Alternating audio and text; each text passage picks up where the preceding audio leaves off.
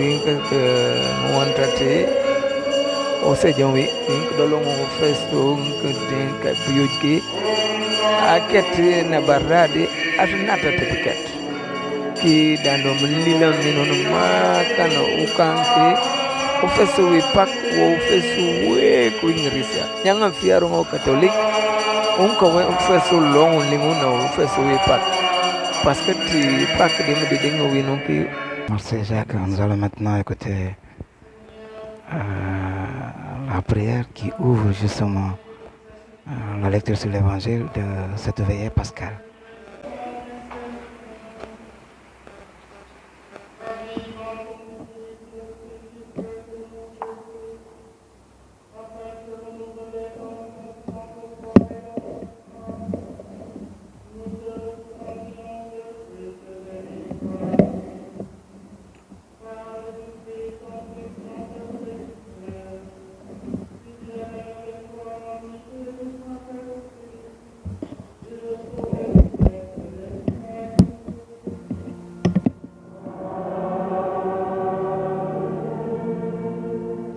Dans cette phase, nous allons maintenant écouter la monition pour introduire la sixième.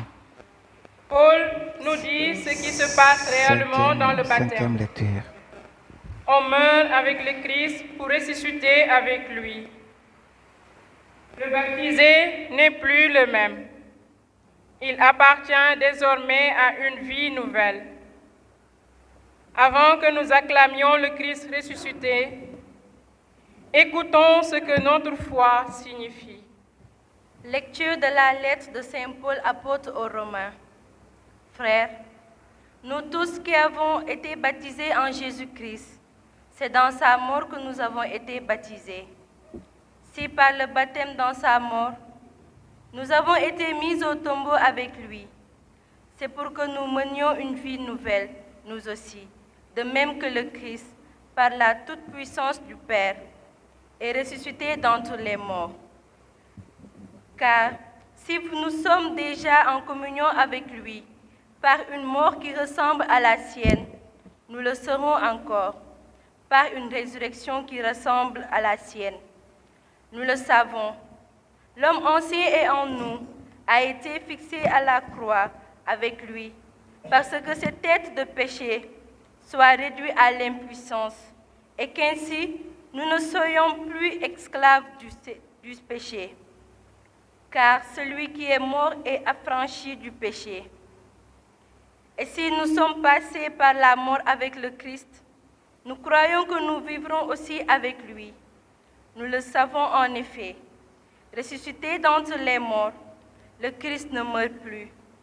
Sur lui, la mort n'a plus aucun pouvoir, car lui qui est mort, c'est au péché qu'il est mort, une fois pour toutes.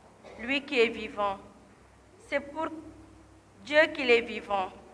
De même vous aussi, pensez que vous êtes morts au péché et vivants pour Dieu en Jésus-Christ. Parole du Seigneur. Et donc dans cette cinquième lecture, on nous parle du caractère mortel de Jésus-Christ, qui en réalité dans la foi catholique a vaincu la mort. Et il va nous dire que devant la mort recule, elle est insignifiante. Pour nous dire, si lui est ressuscité d'entre les morts, ceux qui croient en lui pourraient être également ressuscités avec lui, mais d'entre les morts. Et c'est ça, c'est une foi solide.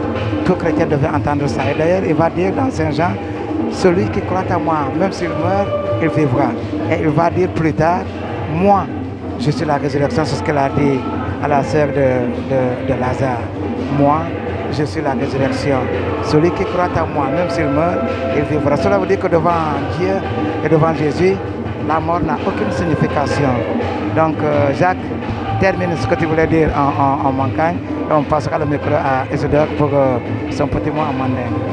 Allez, de Bébo Benjamin. Les plafonds avec des missions que 50 radio. Avec Jean-Luc Doloma, ma awon na wekul curé awon abe Thierry Sagna buka baka Doloma misa. Kale misa mi meto mi pak Yo ba ngrise ngaji ngal podo ili ngajamba don batismu ba nyamba ba mantafung aba juk katatis bayanga do jij aba juk katatis parce que letam ke ngrise ngaji wali ya kan subal pay na wolon iwi ihilem po jos imeu ba ko ngon nura no tan donc à partir de subal pay na wolon baji iwi kaka bank teno ta batismu il faut que vi juk katatis i banyamba do bobin que do mon subal moja. Nous allons écouter maintenant l'évangile qui sera Abbé Joseph Abraham Sagna. Écoutons.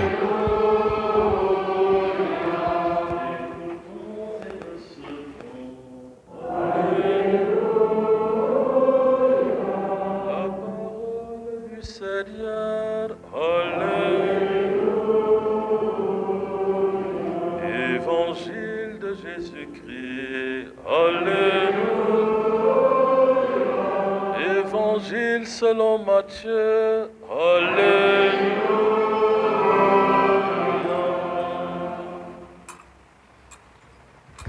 L'évangile sera lu par le curé lui-même, Abbé Thierry Joseph Abraham Sagna.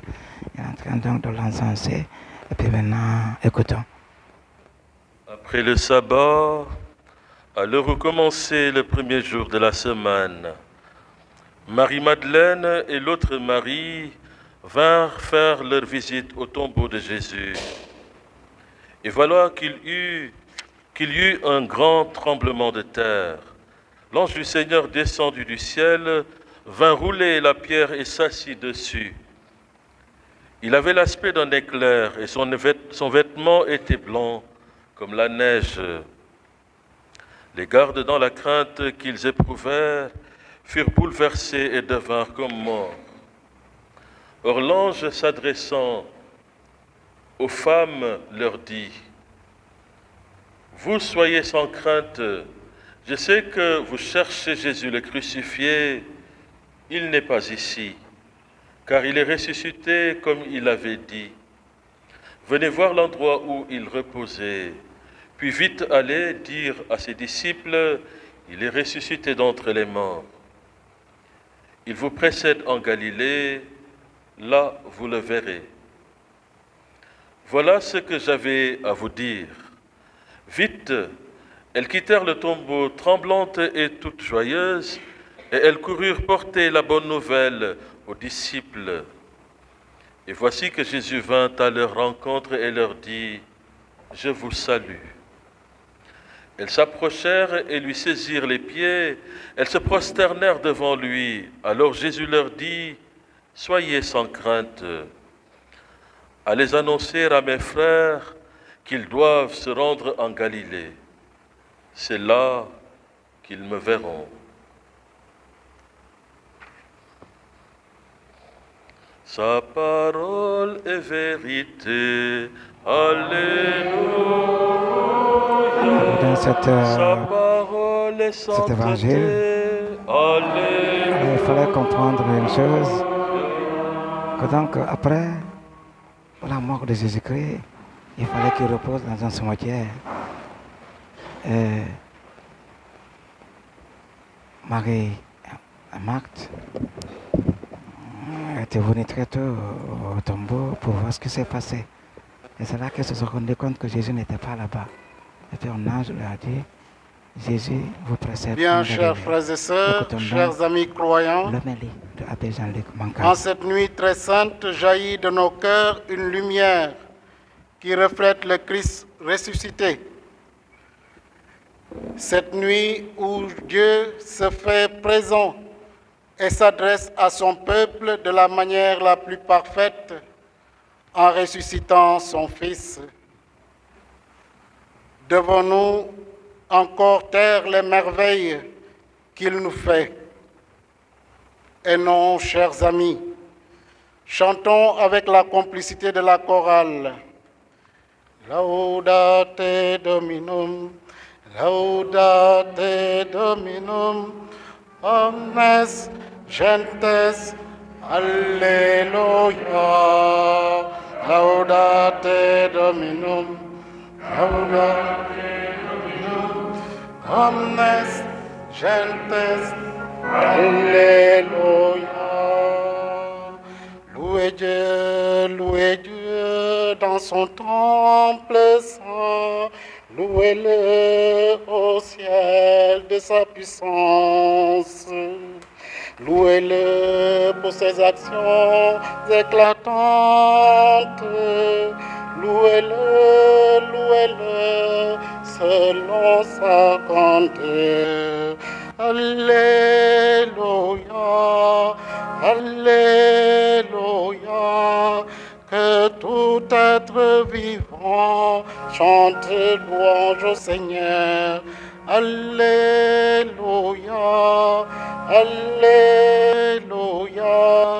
Que tout être vivant chante louange au Seigneur.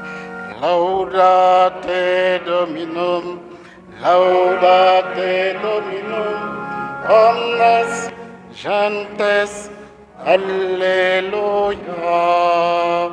Laudate Dominum, laudate Dominum, omnes gentes, alléluia.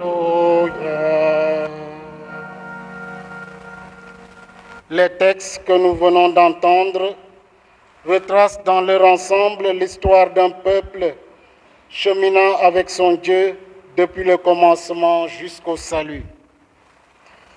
D'emblée, l'auteur du livre de la Genèse nous plonge dans un émerveillement face aux grandes œuvres de Dieu, qui crée avec joie le ciel et la terre et tous les éléments qui l'habitent. Un temps de l'émerveillement de Dieu et de l'homme. Ne manquons pas de souligner ce trait distinctif du récit biblique, qui est le fait que Dieu a créé non à partir d'une matière préexistante, mais par la seule force de sa parole. Dieu dit que la lumière soit, et la lumière fut. Dieu dit, faisons l'homme à notre image. Dieu créa l'homme à son image. Il est intéressant de voir ici le dialogue qui existe entre le Créateur et les créatures. Tout est campé dans un temps où Dieu semble même contempler son œuvre. Dieu vit tout ce qu'il avait fait, cela était très bon. À l'origine, il ne se trouvait aucune trace du mal, car l'univers tout entier est une création en relation avec son Seigneur. C'est dire que chaque créature est l'objet de la tendresse du Père qui lui donne une place dans le monde.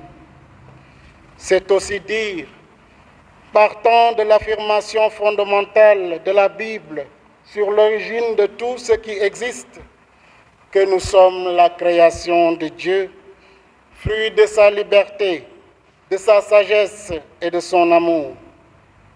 Cette même tendresse de Dieu se déploie sur les fils d'Israël qui marchent à pied sec au milieu de la mer. Cet épisode du livre